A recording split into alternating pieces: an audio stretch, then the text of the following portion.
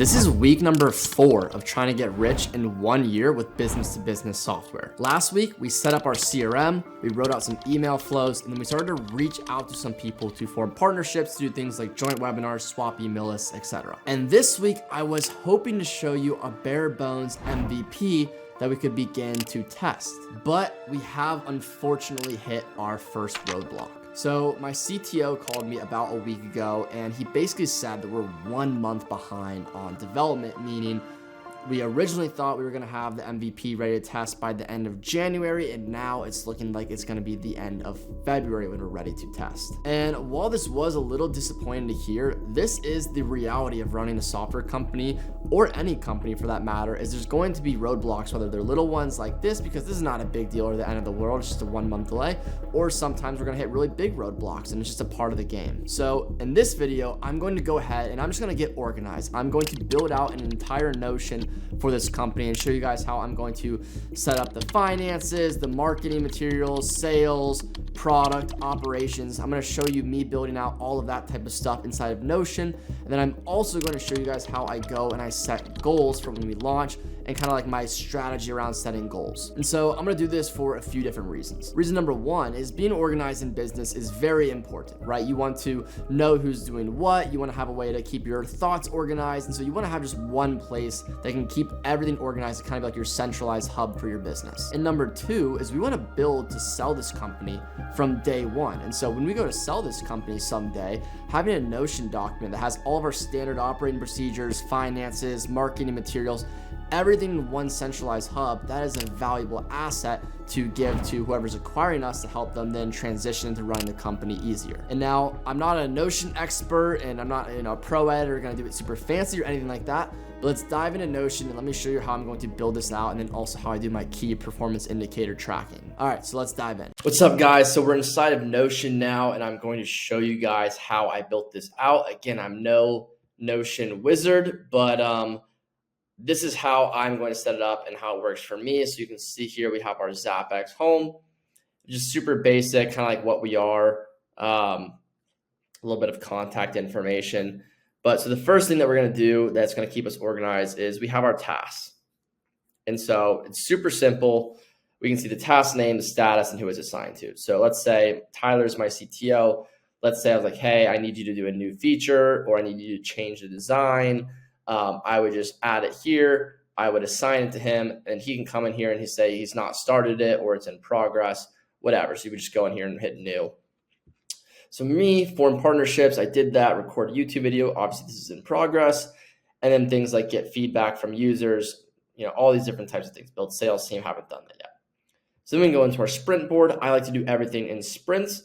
So we basically have our pre-launch sprint and our post-launch sprint. So right now I need to record a YouTube video. We need to obviously finish the designs. We need to finish the MVP, things like that, I'll build this out. And then there's the post-launch sprint where we'll be like get feedback, new features, build sales team, etc. We can see our sprints inside of here. And then I keep track of my meetings with this and it'll be helpful as our team grows. So me and Tyler to go over product, me and Presley to go over content, and then me and Max to go over our outbound strategies. Okay, so now we get into our sales hub. So this is where all of our sales reps will live. If they ever need anything in the future, they'll be able to come into here and get everything they need. So getting started, information about our sales organization, what their compensation is, what's expected of them, all those types of things. Inside of here will be their KPIs, all of the benchmarks that they're having to hit. Playbook here we'll put in our sales ramping Bible. It has everything that they could ever possibly need inside of it. What to do if they need help, things like that. CRM, video walkthrough of how to use the CRM. Collateral will be like sales assets. They're probably not going to use the deals section here. They're just going to use the actual CRM. So that's for our sales team. And then similarly, Tyler will be running this for all the devs that we hire in the future. And so again, this is the stuff that's outside of my expertise, but how to do code reviews, how to, all the different stuff all the code that you're writing, how to paste it into here to keep track of it or whatever they'll be doing. This is where all of the developers will be living out of.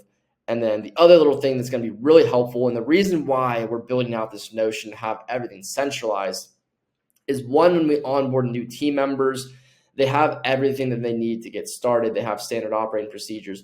But also when we go to sell this company, when someone acquires it, they have one centralized hub that tells everyone how to run the business. And so in here, we're going to make standard operating procedures for literally like everything that we do. So I made these little examples. How to handle a customer inquiry. It's going to be super simple, but I'm still going to document it and make an SOP out of it. How to onboard a client, how to refund someone. And then every time I'm doing something new, I'm going to document it and I'm going to put it under the standard operating procedures folder. So again, when someone buys it or we hire someone new, they know exactly how to do it. So it could be something like literally as simple as like, how to do a daily report for the sales team, make an SOP. Super simple. So this is how I build out my Notion. Again, I'm not a pro. I know there's a lot of cool things that you can do. And maybe I'll get to some of that stuff in the future. But right now, super simple. This is what mine's going to look like. Basically, know our sprints, know who's doing what, know our meeting schedules, and then have all your SOPs and playbooks for your different departments. So I hope that was helpful for you guys. Now let me show you guys how I actually go and I plan for success. Okay, let's talk about planning, how to actually do it for success. So when we're planning, we have our overarching objective, we have our key results, and then we have our assignments. So let me break this down for you guys and use the example of how we're doing it for ZapX. And so let's say our objective is we want to add $10,000 in monthly recurring revenue every single month. Okay, that is our overarching objective. Our key results. So let's assume a $200 a month average ticket size. You need 50 new customers per month to get to 10,000. Assuming an 80% show rate and a 25% close rate, we need 200 calls to show up, which means we need 250 book calls. So 250 calls times 0.8 is obviously 200 completed calls times 25% is 50 new clients, $200, $10,000 monthly recurring revenue. Okay. So these are the key results that we need to hit. That it's like, okay, if we hit these key results, we will reach the objective. And then the assignments are how do we get the key results? So to book 250 calls per month, we're going to assume a 2% booking rate on outbound. And again, we're going to know these numbers better once we actually get data back. So keep in mind right now, these are like examples, but 2% is not crazy. We need 12,500 cold calls per month. That would be 416 cold calls per day. In order to make 416 cold calls per day, we need to hire 3 sales development representatives to average 138 dials per day. Now we know we can hire 3 SDRs to make 138 dials a day, and if they can book 2% of demos, we'll get to 250 calls per month. 80% will show, which is 200. We close 25%. And we add $10,000 in monthly recurring revenue every single month. So this is how you plan to go. So my assignments would be, I have to go out and hire 3 sales development representatives. I have to buy enough leads for them to make 12,500 cold calls per month. So these are my assignments. These are the things I actually have to go out and do. I have to go hire my sales development representatives, and I have to buy them leads to be dialing. I have to hook them up with the power dialer, and I have to hook them up with the CRM and tracking to make sure everything goes. Those are my assignments. Those are the things I need to do to make the key results happen, to make the objective happen. So whenever you guys are planning for a goal, you set your objective, your key results, and your assignments. And so the assignments are the things that you actually have to do to get your key results, to get your objective. So I hope this was helpful for you guys as well. So that is how I plan for success. Cool. So now our Notion is built out and we have that organized hub to keep track of our sales, marketing, our standard operating procedures, et cetera, et cetera. And we also went out and we set our key performance indicators and also broke down how we're actually going to get those. And so hopefully now in the next week or two, I can actually show you guys the MVP. I hope you guys are enjoying this series.